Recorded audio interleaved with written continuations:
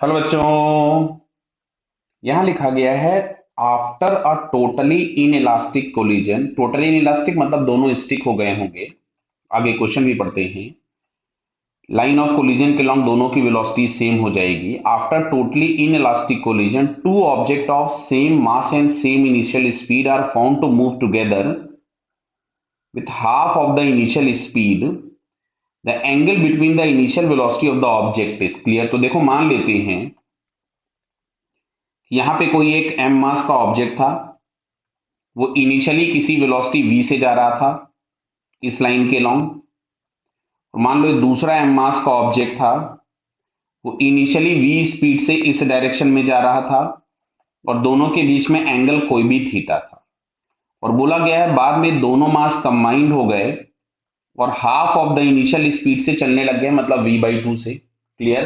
तो पूछा गया है दोनों के बीच में एंगल क्या होगा। तो देखो मोमेंटम हम लोगों के पास एक वेक्टर क्वांटिटी है, तो हम लोगों को यहाँ पे रिजल्टेंट फाइंड करने के लिए वेक्टर यूज करना पड़ेगा। तो P इज इक्वल्स टू हम लोग यहां से लिखेंगे under root of P1 square plus P2 square plus 2 P1 P2 cos theta. Clear है क्या? अब सुनो बेटा ध्यान से यहाँ पे। अब दोनों के जो मोमेंटम के मैग्नीट्यूड्स हैं वो सेम है, तो P1 is equals to P2 is equals to मैं P नॉट लिख देता हूं। क्लियर।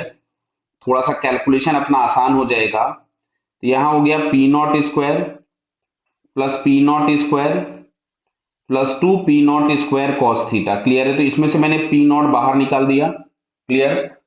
और यहां पे आपके पास आ रहा है under root of 2 + 2 cos theta. Clear. अच्छा, ये जो फाइनल मोमेंटम जिसको हम लोग P रिजल्टेंट लिख देते हैं, मान लो जो रिजल्टेंट मोमेंटम है ये हो रहा है 2m इंटू V/2। मतलब फाइनली आपके पास आ गया mv, तो ये भी हो गया P0 के बराबर ही। क्लियर है क्या? मैग्नीट्यूड में ये भी हो गया P0। मैंने इसको कैंसिल कर दिया, इसका स्क्वायर कर दिया, तो ये मिलेगा 2 + 2 कॉस थीटा। तो यहां से अगर हम लोग लिखेंगे तो हम लोगों को मिलता है 2 cos theta is equals to -1।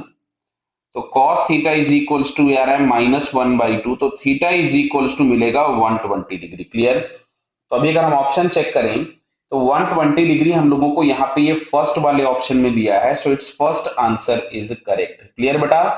Okay, all the best.